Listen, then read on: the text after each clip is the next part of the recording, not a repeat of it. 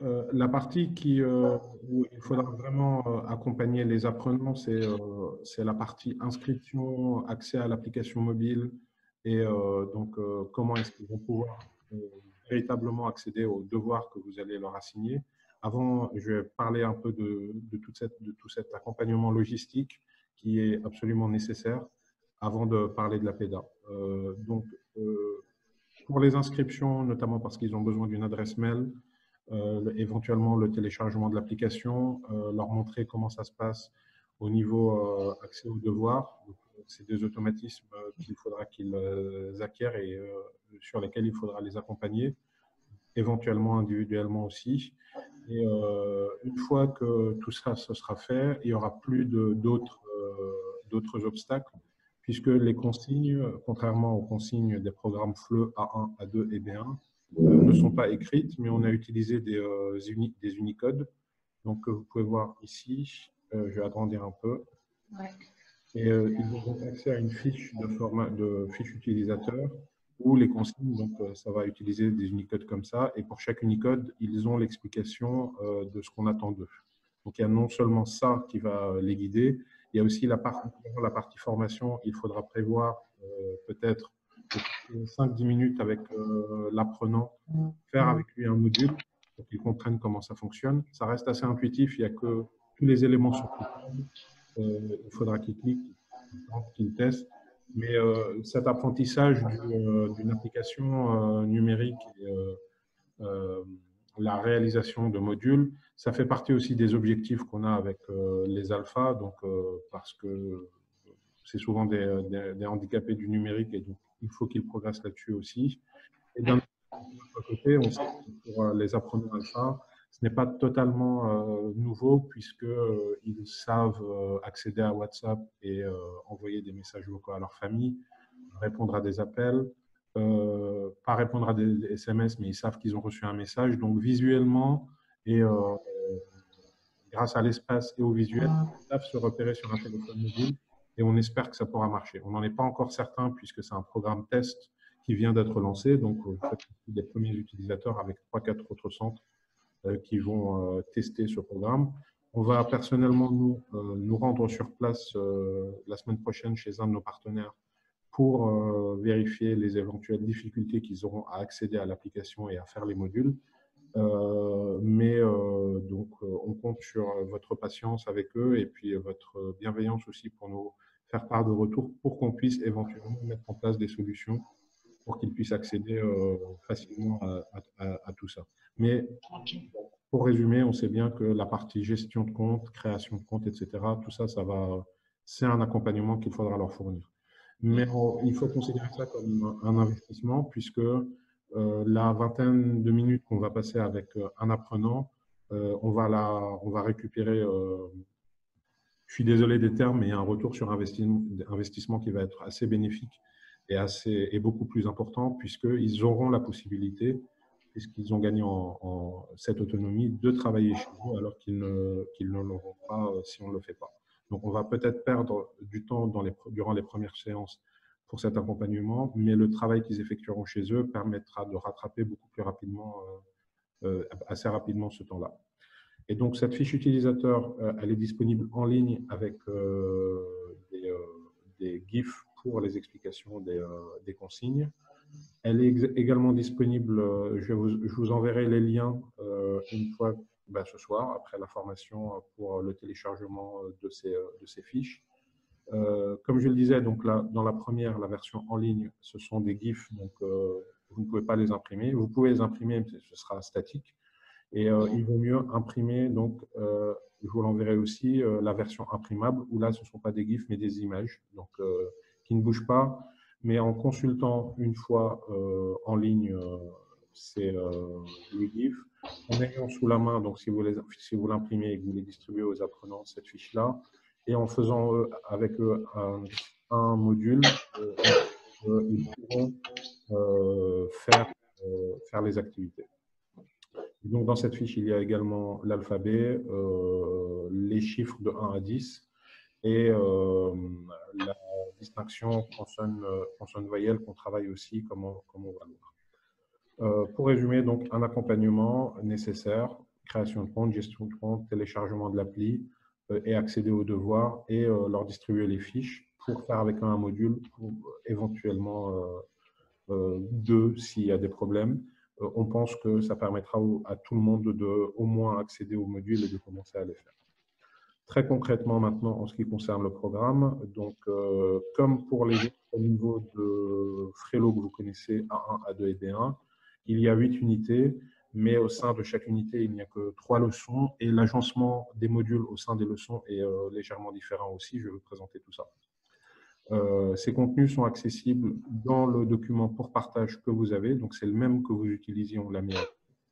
Vous aviez donc uniquement la partie en bleu jusqu'à maintenant. Depuis la semaine dernière, vous avez ces feuilles en bas, les feuilles en rose, donc qui concernent les contenus alpha. Et leur fonctionnement est pareil que pour le fonctionnement des feuilles fleues. Donc vous avez ici, dans la feuille alpha, tout le programme avec les 8 unités et toutes les compétences travaillées. Et les 3 feuilles catégorielles où vous avez ici les compétences graphiques travaillées. Donc un travail sur les graphèmes. Ici, un travail, les modules de lexique où il y a un travail sur une liste de vocabulaire que je vous présenterai tout à l'heure et les modules de phonétique qui sont en lien avec les graphèmes dont on va parler aussi. En termes d'agencement, on commence par les modules de graphie, ensuite lexique, phonétique, puis compréhension écrite, expression écrite. Donc, ce n'est pas exactement le même agencement que sur Frelo, que sur les programmes FLE de Frelo. La différence principale, c'est qu'il n'y a pas de compréhension orale. On travaille l'audio, bien entendu, mais c'est de manière transverse au sein des modules de graphie. On le travaille beaucoup, c'est évident, mais il n'y a pas de module dédié à la compréhension orale pour des raisons évidentes. Et donc, en termes de suite, on a les modules de suivi, les modules de graphème qui sont avant les modules de lexique, alors que c'est l'inverse pour le programme FLE. Pour ces unités, avant de vous les détailler, je vais vous dire nos objectifs et l'approche pédagogique que nous avons choisie. En termes d'objectifs, on est toujours sur le même principe d'hybridation. Donc, ce n'est pas du tout un programme qui fonctionne seul, mais qui n'a de sens qu'entre vos mains. Donc, c'est en complément à ce que vous allez faire en présentiel. Et l'idée, c'est que c'est comme pour les programmes FLE, en fonction de ce que vous faites en présentiel, en fonction des besoins des apprenants, des besoins en remédiation, des besoins en renforcement, des besoins en préparation, en pédagogie différenciée, s'il y a des apprenants qui sont plus avancés ou moins avancés que d'autres, en termes de peut-être lacunes que vous avez constatées chez certains apprenants, vous allez assigner des modules. Et encore une fois, cette assignation, comme pour les modules FLE, peut être faite avant la classe pour les préparer. On pense que pour l'alpha, ce ne sera pas l'usage à privilégier, notamment parce que la classe inversée demande une certaine autonomie. Mais ça peut être fait en présentiel. Donc, pendant le cours en présentiel, vous allez leur demander de faire les modules et les accompagner et pouvoir consacrer un peu de votre temps à ceux qui en ont besoin, donc faire de la différenciation, ou alors tout simplement en renforcement. Et là, on pense que c'est vraiment intéressant, puisqu'ils ont la possibilité de s'exercer longuement sur des compétences que vous leur avez fait découvrir en présentiel. Et vous avez donc le regard sur l'évolution des apprenants dans l'onglet suivi, comme on l'avait vu la dernière fois, pour voir qui a fait quoi, avec quel résultat. Voilà pour là où on en était sur les. Oui. Donc, ce que je vais vous présenter maintenant, c'est la pédagogie que nous avons choisie et les objectifs. Nos objectifs avec ce programme, donc, on a parlé d'hybridation, donc c'est toujours en complément du cours, et nos objectifs, c'est qu'ils deviennent, à défaut d'être lecteurs, ils deviennent au moins déchiffreurs pour pouvoir enchaîner avec le programme FLE de Frelo. Et on pense qu'avec les contenus que nous proposons, donc actuellement à peu près 3000 activités, c'est un objectif qui est ambitieux mais réalisable, donc qu'ils puissent déchiffrer. Et en termes d'écriture, donc on n'a pas les moyens techniques de travailler l'écriture cursive, donc la reconnaissance sur écran ou autre, que ce soit téléphone ou ordinateur. Ça, c'est un travail que vous pouvez toujours effectuer en présentiel. Nous, c'est un travail sur l'appropriation du clavier, la reconnaissance des lettres sur le clavier qu'on va leur proposer dans les modules pour au moins briser cette barrière psychologique de l'écrit et qu'ils puissent donc faire correspondre ce qu'ils voient à l'écran les formes graphiques qu'il voit à l'écran et les reconnaître, les identifier sur le clavier pour pouvoir comprendre un peu comment ça fonctionne. Et donc, à défaut, encore une fois, d'être, donc ils ne pourront pas forcément écrire, mais ils pourront comprendre comment s'organisent ces lettres et commencer à taper quelques mots au terme du programme. Ça, c'est nos objectifs. L'approche pédagogique, c'est un mixte entre une approche syllabique et une approche globale. Donc, les raisons pour lesquelles on a choisi, on a fait ces choix.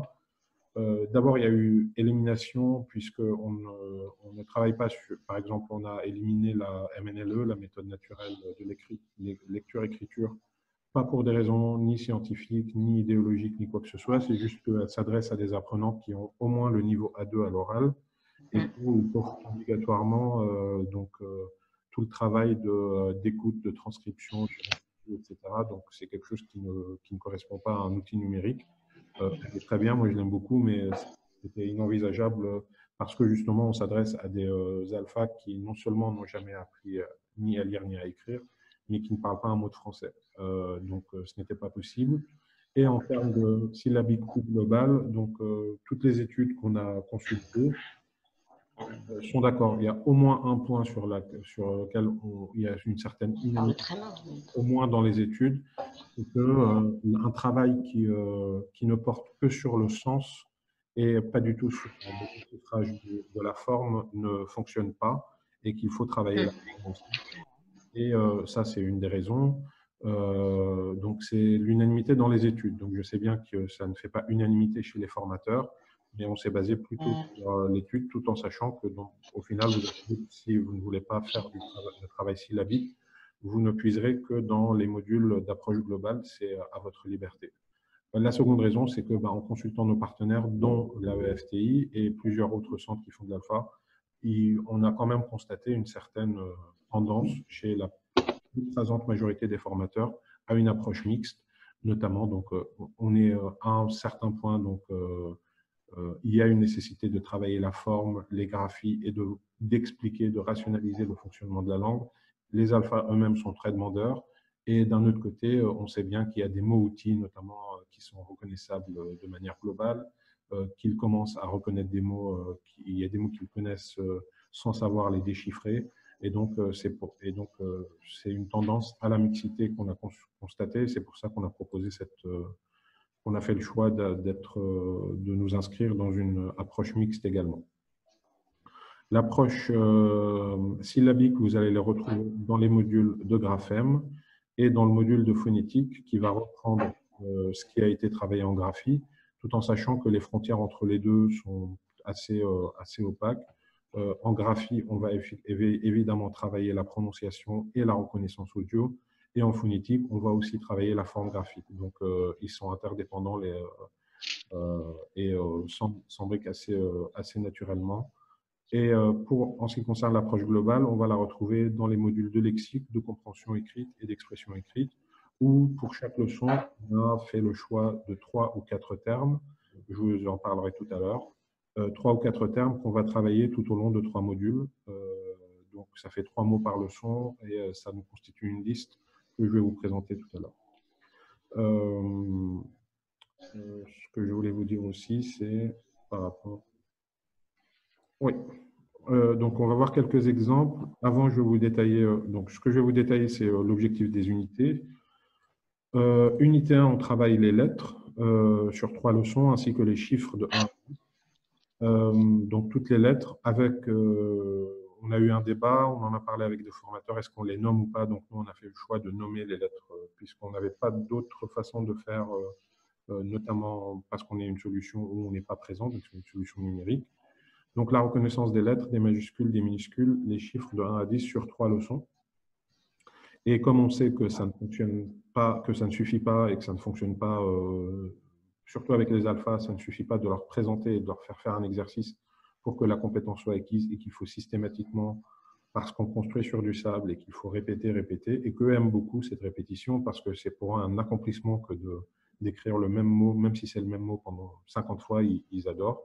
Donc, on retravaille les lettres aussi dans l'unité 2 pour consolider les 3 premières leçon en prétextant donc un travail sur les graphèmes. Donc, les lettres qui se ressemblent, A, O, B, D, M, N, P, Q et I, L, U, V.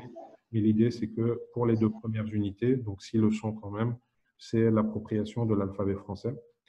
Et c'est ensuite qu'on va commencer un travail sur la combinatoire dans l'unité 3 en travaillant uniquement les syllabes simples, c'est-à-dire sans graphème consonantique complexe du type CH, CHE, et avec une seule consonne par syllabe. Donc une voyelle bien évidemment, mais uniquement ta, da, po, etc. En reprenant les graphèmes proches travaillés dans l'unité 2, donc syllabes simples avec A et E, avec I et U, et avec E et des accents. Une fois que c'est acquis, on va travailler dans l'unité 4 des mots simples en introduisant donc les syllabes complexes, donc avec deux consonnes du type tra ou tor, et donc un travail plus approfondi une fois qu'ils ont compris que B, A, comprendre que ta et O, ça fait taro, travailler donc la combinatoire pour la lecture de mots simples avec A et O encore une fois dans la première leçon, I et U, E et des accents. Et la seconde partie du programme, donc là, théoriquement, l'approche graphique est maîtrisée. C'est un travail sur les difficultés du système graphique français qui est fait dans la seconde partie du programme et avec un travail transverse tout au long donc, sur cette combinatoire et son appropriation. Les graphèmes consonantiques en unité 5, donc simple et complexe, H et ses graphies, donc H, F, la lettre G et ses prononciations, les lettres C et S. Unité 6 et 7, on va faire l'inverse. On va partir du phonème on va partir du son vers la graphie. Donc, on va travailler les graphies de phonèmes. Donc, le phonème O et ses différentes graphies. O, A, U, E, A, U. Le phonème OU, E et leur graphie, etc. Tout en précisant qu'on a fait des choix, comme pour le FLE, on a des volontés de représentativité et de pertinence. Et donc, par exemple, pour le phonème 1, on n'a pas travaillé, on ne travaille pas évidemment toutes les graphies d'un phonème et on a éliminé par exemple UM euh, qui sera très probablement pas rencontré dans les premiers stades de l'apprentissage. On a plutôt privilégié ce qui va leur être utile plutôt que l'exhaustivité. Et la dernière unité, c'est les semi-voyelles. C'est encore une fois un prétexte. Donc, oui, on va travailler au I, mais c'est plus un prétexte pour consolider tout le travail sur l'idée des modules, c'est d'y aller vraiment très doucement. Donc, on va prendre par exemple ces milieux du programme. Donc, ils ont vu les lettres, c'est acquis. Ils ont travaillé pendant 3 leçons sur les unités. Et là, ils vont commencer à travailler sur les mots simples. Et donc, les modules sont beaucoup plus flous que les modules de FLE. On va avoir beaucoup plus d'activités parce qu'avec les alphas, il faut beaucoup répéter. Et donc, là, ils vont pouvoir écouter fort, RAL, mort, pro. Fort, RAL. Et l'idée, là, donc, c'est de présenter ce dont je vous parlais tout à l'heure, donc les syllabes complexes où il y a plusieurs consonnes. Dans l'unité présente, ils avaient vu uniquement fort, faux, ra, mo ou po. Et là, donc, il y a 2 consonnes. Ils vont passer par un stade d'observation. Là, ils vont pouvoir écouter, remettre en ordre avec le support graphique. Donc, c'est plus un travail de reconnaissance qu'un travail de lecture, mais c'est pour que cette compréhension des syllabes complexes se fasse petit à petit. On va refaire la même chose. Comme je vous le disais, c'est assez répétitif. Et c'est là où on va les solliciter, donc ce qu'ils entendent à ce qu'ils peuvent éventuellement commencer à lire. Bar, fort, jar, mob, jar, Gros, bras, mort. Pour aller pour aller vers du plus complexe petit à petit. Donc, vous voyez que c'est qu'on fait beaucoup d'exercices où là, donc, allô avec le support graphique, il écoute, il faut qu'il reconnaisse. Et donc là, allô, il faut qu'il fasse la même chose, mais par contre, ils n'ont plus le support graphique pour l'identifier. il faut qu'il le reconstitue avec l'audio. On va refaire la même chose pour madame, etc.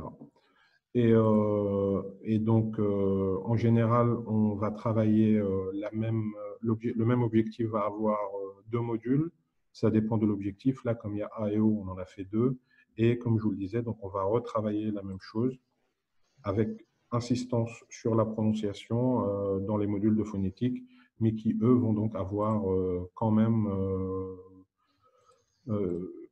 tendance à privilégier donc, la prononciation. Bal, port, tal, Puisqu'on va leur demander de s'enregistrer, de comparer à ce qu'ils ont écouté. Et dans le but de retravailler donc, les syllabes complexes et pour la constitution de mots simples. Ça, c'était toute la partie syllabique combinatoire. Et là, on va passer à la partie reconnaissance globale. Ça va aller un peu plus vite. Donc, on a constitué une liste de 90 mots. On sait que cette liste, qu'au terme du programme, ils n'auront pas 90 mots, mais s'ils en ont déjà un, on va traiter dans chaque leçon 3 ou 4 mots en fonction. Donc là, je pense qu'il y en aura 4 puisqu'il y a 4 lettres. Et donc, d'abord pour la liste, elle a été constituée selon 3 critères. D'abord, un critère de représentativité. Donc, on a pris les mots les plus utilisés en français. On a conjugué ça avec une autre liste orientée FLI. Donc, on a introduit du vocabulaire français langue d'intégration qui n'apparaissait pas dans la liste de fréquences, donc du type mairie, préfecture, date de naissance, etc. Et on a introduit 2 ou 3 mots à des fins de représentation de tous les graphèmes du français, donc qui n'apparaissaient pas tous dans la liste. Mais quand on avait des graphèmes qui n'apparaissaient pas, donc on a introduit certains mots du type, par exemple, je crois, je ne sais plus, mais je crois que c'était fin qui n'était pas là, et on l'a mis quand même pour avoir le AIM, je ne sais plus. Mais l'idée, c'était donc vocabulaire représentatif, vocabulaire free et représentation des graphèmes du français. Et donc, dans ces modules, lexique, compréhension écrite, expression écrite, comme je vous le disais, ce sont les mêmes termes qui vont être travaillés. Donc, on va solliciter au moins 20-25 fois l'apprenant pour chaque mot. Et ça va non seulement permettre l'acquisition de ce mot, mais aussi de manière implicite, un travail sur la forme. Mais à l'inverse de la graphie, on va partir du sens vers la forme. Donc là, il entend. banque, Il voit le mot, il voit ce que c'est. Dentiste. boulangerie, Médecin. Et donc là, il faut qu'il Banque. le répète. Qu'il répète dentiste.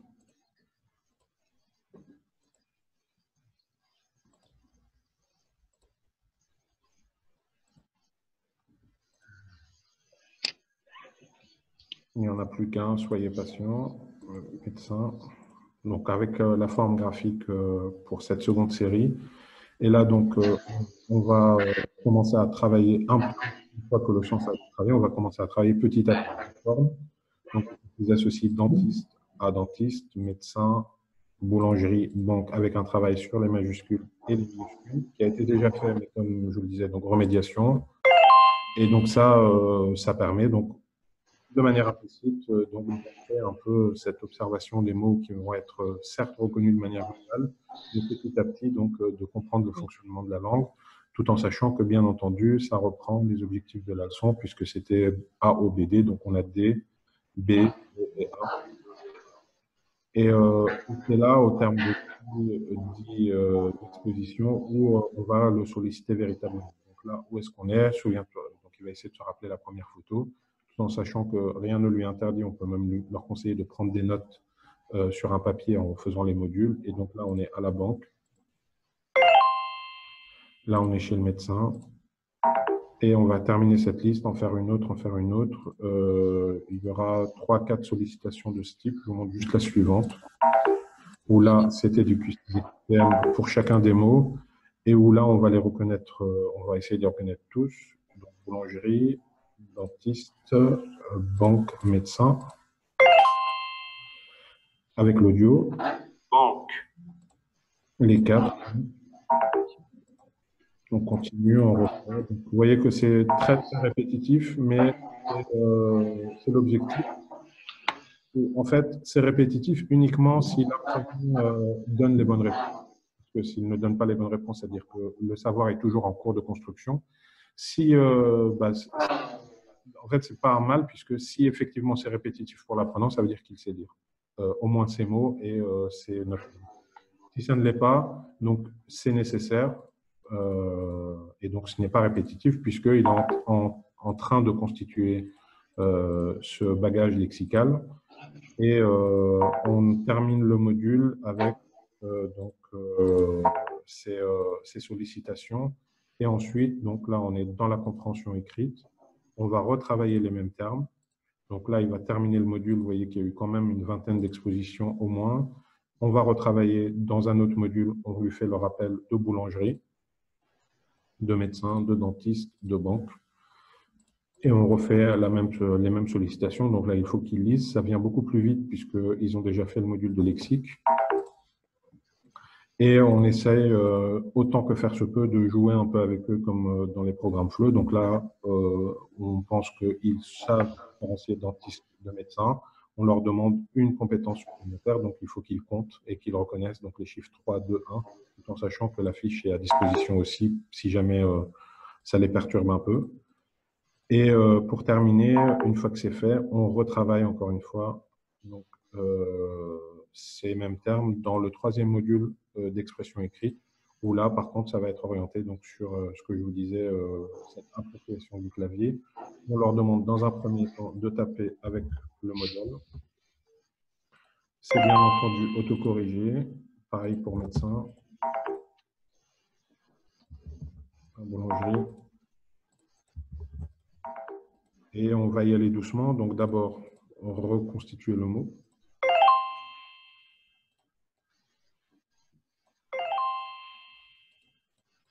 Ce n'est pas systématiquement un découpage par syllabe pour des raisons techniques que je vous épargne. Mais l'idée est là. Et ensuite, c'est là où, au terme d'un premier module avec une exposition de 20 occurrences, d'un second module, d'un troisième où il y a eu une dizaine d'expositions, on va enfin les solliciter pour leur demander d'écrire sans modèle, tout en sachant que s'ils ont pris des notes, c'est très bien. En fait, s'ils ont pris une note, ça veut dire qu'ils ont véritablement rempli l'objectif et que pour nous, l'idée, ce n'est pas de les tester, mais c'est justement de les pousser à cette prise de notes. Et s'ils l'ont fait, l'objectif est rempli de notre point de vue. Voilà pour comment s'organise une leçon et donc cette trame que je vous ai présentée, donc les deux modules de graphie, le module de phonétique pour l'approche syllabique et ensuite lexique, compréhension et expression pour les modules de reconnaissance d'approche globale. On les retrouve donc dans chaque leçon. On estime que les chiffres sont moins précis que pour le c'est un programme test que pour une leçon, ces 6 modules, c'est à peu près 2 heures de travail en autonomie et que ça correspondrait, c'est encore une fois des estimations qu'on ajustera en fonction de vos retours, à 4 heures de travail en présentiel. Et donc, un rapport du 1 tiers, 2 tiers. 1 heure sur Frelo correspond à 2 heures, à 2 heures en présentiel. Et comme il y a 24 leçons, ça correspond à peu près 60 heures en autonomie pour 120 heures en présentiel, soit 180 heures d'apprentissage.